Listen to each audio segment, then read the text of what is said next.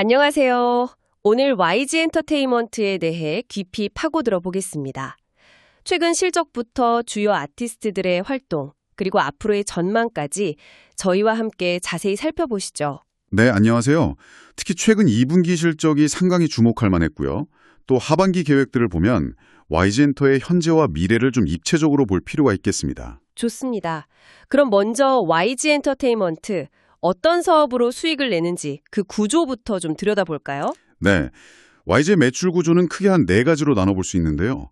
가장 큰 부분은 역시 제품 매출입니다. 전체 매출의 약 44% 정도를 차지하고요. 제품 매출이라면 구체적으로 어떤 건가요? 여기에는 이제 앨범이나 DVD, 그리고 음원 같은 디지털 콘텐츠, 또 팬들이 많이 구매하시는 MD 상품, 흔히 말하는 굿즈 판매가 포함됩니다. 아, MD 상품.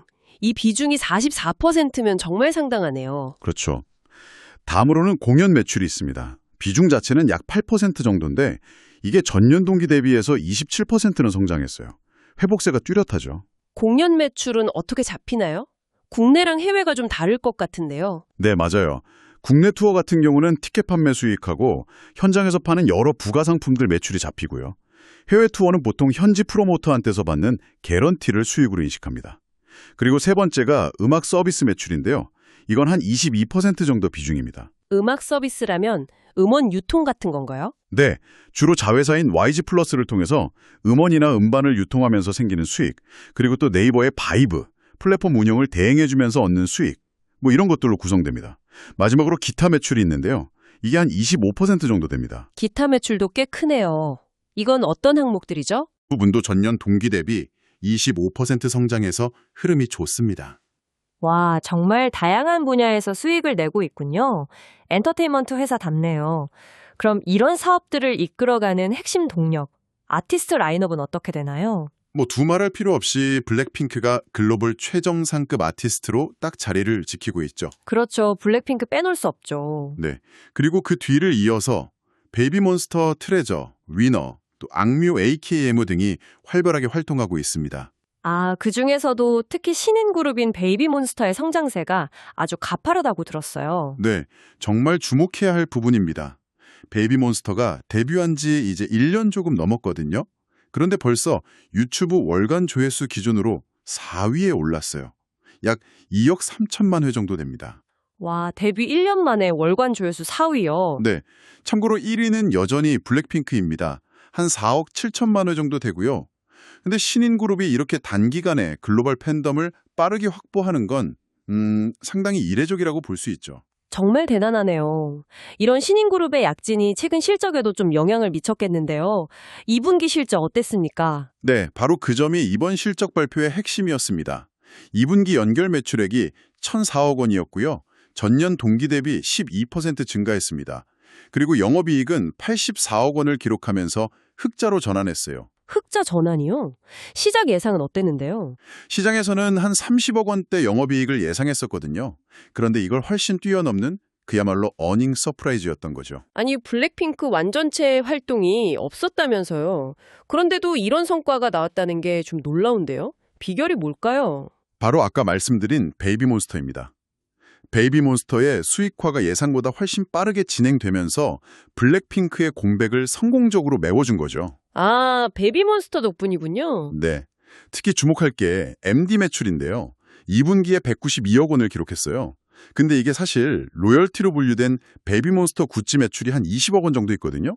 이걸 포함하면 실제로는 3개 분기 연속 200억 원을 넘어서는 수준입니다. 3개 분기 연속 200억 원 이상이요? 와, 대단한데요. 이게 더 놀라운 점은요. 이 수치가 블랙핑크의 직전 월드 투어 기간, 그러니까 2022년 4분기부터 2023년 3분기까지의 분기 평균 MD 매출이 약 190억 원이었거든요. 그거랑 거의 비슷하다는 거예요. 아니, 데뷔 초반인 베이비몬스터가 벌써 블랙핑크급 MD 판매력을 보여진다고요? 네, 그만큼 팬덤의 구매력이 아주 강력하다는 뜻이고요. 또 이게 회사의 수익 기반을 굉장히 빠르게 안정시키는 중요한 동력이 되고 있다는 의미입니다. MD 말고 다른 실적 기여 요인은 없었나요? 2분기에는 신규 앨범 발매는 없었다고 하셨잖아요. 네, 신보는 없었지만 공연 활동이 꾸준했어요. 베이비몬스터가 일본에서 7회, 다른 아시아 지역에서 10회, 이렇게 총 17회의 월드 투어를 했고요. 트레저 역시 일본 10회, 미국 4회 해서 총 14회의 팬콘을 열었습니다. 아, 공연이 계속 있었군요. 네, 이런 공연 자체 수익도 있고 관련된 로열티 매출도 발생했죠. 그리고 베이비몬스터의 음원 스트리밍 성과도 상당히 좋아서 음원 매출액도 198억 원으로 전년 동기 대비 12% 증가했습니다. 투어랑 연계해서 진행한 팝업 스토어 반응도 아주 뜨거웠다고 하던데요. 맞습니다. 아시아 전역에서 베이비몬스터 팝업 스토어를 열었는데 이게 흥행에 성공했고요. 특히 베이비몬스터는 상하이와 선전에서, 트레저는 상하이와 우한에서 각각 중국 본토 첫 팝업 스토어를 성공적으로 마쳤다는 점이 상당히 의미가 있습니다. 중국 본토에서 팝업 스토어를요? 네, 이렇게 수익성이 좋은 MD와 음원 매출 비중이 커지면서 전체 영업이익률 OPM도 8.3%로 개선될 수 있었습니다. 실적이 이렇게 좋으니 재무 상태도 좀 탄탄해졌을 것 같은데요. 구체적인 수치들을 좀 볼까요? 네, 재무 건전성은 상당히 양호한 편입니다. 2024년 말 기준으로 보면 유동 비율, 그러니까 유동자산을 유동부채로 나눈 비율이 274% 수준으로 아주 안정적이고요. 부채 비율은 21.7%로 매우 낮습니다. 부채 비율이 21.7%면 정말 낮은 수준이네요. 그렇죠. 빚이 적고 단기적인 지급 능력도 충분하다. 이런 뜻이죠. 그리고 2024년 말 기준으로 현금성 자산이 약 870억 원, 이익잉여금이 한 2,290억 원 수준이었는데요. 증권가, 예를 들어 IM증권 같은 곳의 추정을 보면 2025년 말에는 현금성 자산이 1,490억 원, 이익잉여금은 2,870억 원까지 늘어날 것으로 보고 있습니다. 현금 흐름은 좀 어떤가요? 돈이 잘 돌고 있는지 궁금한데요. 현금 흐름표를 보면 2024년에는 영업활동 현금 흐름이 거의 0에 가까웠어요. 그런데 2025년에는 이게 약 300억 원 수준으로 크게 개선될 걸로 전망됩니다. 영업으로 버는 돈이 늘어난다는 거군요. 네, 다만 앞으로 투자를 좀 늘릴 계획이 있는 것 같아요. 그래서 투자활동 현금 흐름은 2024년에는 10억 원 순유입이었는데 2025년에는 약 700억 원 정도 순유출로 전환될 가능성이 있습니다. 재무활동 현금 흐름은 배당금 지급 같은 것 때문에 연간 110억에서 120억 원 정도 소폭의 순유출이 예상되고요. 전반적으로 보면 영업으로 돈을 벌어서 투자를 늘리는 그런 그림입니다. 아, 그리고 보통 제조업 같은 데서는 수주잔고 이런 것도 보는데 엔터사는 좀 다르겠죠? 네, 맞습니다. 상장 엔터테인먼트 회사의 특성상 수주잔고 같은 지표는 크게 의미를 두기는 어렵습니다. 알겠습니다. 최근 이슈로 넘어가 보죠. 역시 가장 큰 화제는 17개월 만에 돌아온 블랙핑크 월드 투어겠죠? 네, 맞습니다. 2025년 7월 5일에 고양종합운동장에서 시작했죠. 데드라인이라는 타이틀로 월드 투어가 한참 진행 중입니다. 규모가 엄청나다고 들었어요. 네, 총 10개 도시에서 18회에 걸쳐서 스타디움급 공연을 펼치는데요. 내년 1월까지 이어질 예정입니다. 스타디움급이요? 이전 투어랑 비교하면 어느 정도인가요? 이번 투어는 회당 관객 수가 직전 본 핑크 투어 때보다 거의 2배 수준이에요.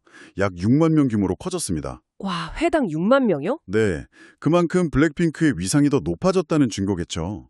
특히 K-팝 걸그룹으로서는 최초로 영국 웸블리 스타디움에서 공연하는 등 아주 상징적인 기록도 세우고 있습니다. 웸블리 스타디움 최초 공연이라니 대단합니다. 그리고 이 블랙핑크 컴백에 맞춰서 MD 전략도 좀 바꿨다는 얘기가 있던데요. 네, 이게 또 상당히 중요한 변화인데요. 기존에는 공연장에서만 한정 판매하거나 좀 팬들만 아는 그런 굿즈 중심이었잖아요. 네, 그랬죠. 컨셉을 확장했습니다. 그러니까 입고, 신고, 매고, 쓰는 그런 패션 자파류를 개발해서요. 팬뿐만 아니라 일반 대중까지도 타겟으로 삼겠다는 거죠. 아, 일상용품으로요? YG가 원래 빅뱅 응원봉 처음 만들고 하면서 MD에 강점이 있었다고 하던데 이번 변화는 좀 더 본격적인 느낌이네요. 네, 맞아요. YG는 원래 MD 강자였죠. 근데 작년 4월부터 본격적으로 MD 사업 확대에 좀 힘을 쏟기 시작했거든요. 그 성과가 작년 4분기부터 분기 매출 200억 원 이상으로 나타나고 있는 거고요. 이번 리빙 MD 전략은 여기서 한 걸음 더 나아간 겁니다. 여러 패션 브랜드하고 협업도 준비 중이라고 하고요. 활동 기간에 맞춰서 순차적으로 공개될 예정인데 이 모든 기획, 제작, 유통을 자회사인 YG 플러스가 직접 담당합니다. 그러니까 실적에도 바로바로 반영이 되겠죠. 그렇군요. YG 플러스 실적에도 직접 도움이 되겠네요.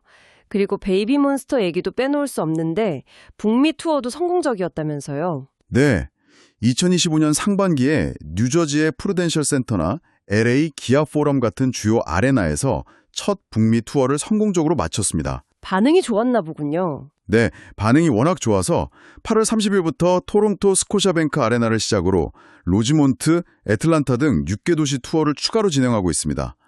티켓 매진 사례가 계속 이어지면서 북미 시장에서도 확실히 좀 자리를 잡아가고 있다, 이런 평가가 나오고 있습니다. 상반기 실적도 좋았고 블랙핑크 투어도 시작됐고 베이비 몬스터도 잘 나가고 있고 야, 그럼 하반기 실적은 정말 기대해봐도 되는 거 아닌가요? 네, 그럴 가능성이 높아 보입니다.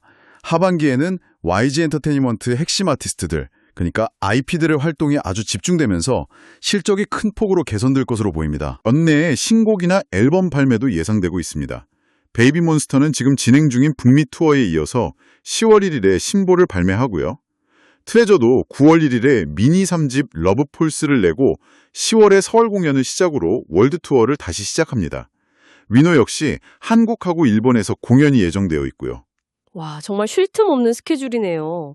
아까 MD 매출 얘기가 인상적이었는데 하반기 전망은 어떻습니까? 네, 증권가에서는요. 블랙핑크 월드 투어 관련 MD 판매에다가 중국에서 8월부터 5개 도시에서 팝업 스토어를 하거든요. 그리고 북미 지역 팝업 스토어 실적까지 더해지면 3분기 MD 매출만 500억 원을 넘을 수도 있다. 이런 추정까지 나오고 있습니다. 3분기에만 500억 원이요? MD 매출로만요? 네, 이게 만약 현실화된다면 분기 기준으로 사상 최대 실적이 되는 거죠. 와, 정말 엄청난 숫자네요. 증권가의 전반적인 전망도 궁금합니다. 매우 긍정적입니다. 예를 들어서 IBK 투자증권 같은 경우는 YG엔터의 2025년 연간 영업이익을 869억 원, 그리고 2026년에는 909억 원으로 전망했어요. 909억 원이요? 네, 이게 현재 시장의 평균 예상치, 즉 컨센서스가 2025년 742억 원, 2026년 869억 원 정도거든요. 이걸 크게 웃도는 수준이죠. 한화투자증권이나 IM증권 같은 다른 증권사들도 목표 주가를 13만 원으로 올리면서 하반기 실적에 대한 기대감을 나타내고 있습니다. 장밋빛 전망이 많은 것 같은데 혹시 장기적으로 빅뱅 완전체 활동 가능성 같은 얘기도 좀 나오나요? 네, 아주 조심스럽게 제기되고는 있습니다. 빅뱅이 2026년이면 데뷔 20주년이 되거든요. 아, 벌써 그렇게 됐나요? 네, 그래서 이를 기념하는 완전체 공연이 있지 않을까 하는 기대감이 팬들이나 시장에서 조금씩 나오고 있습니다. 확정된 건 전혀 없지만 만약 성사된다면 이건 정말 큰 모멘텀이 될 수 있겠죠? 그렇군요. 기대해 볼 만 하겠네요. 그럼 YG 엔터테인먼트에 주목하는 투자자 입장에서 봤을 때 매력적인 투자 포인트와 또 유의해야 할 리스크는 어떤 게 있을까요? 네, 투자 포인트부터 좀 말씀드리면요.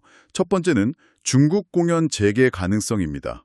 최근에 다른 K-팝 그룹 케플러가 중국에서 팬 콘서트를 했다는 소식이 들리면서 한 9년 정도 지속된 한알령 해제에 대한 기대감이 커지고 있어요. 아, 한알령 해제 기대감이요? 네, 실제로 올해 상반기에 중국으로 가는 앨범 수출액이 9.3% 증가했고요.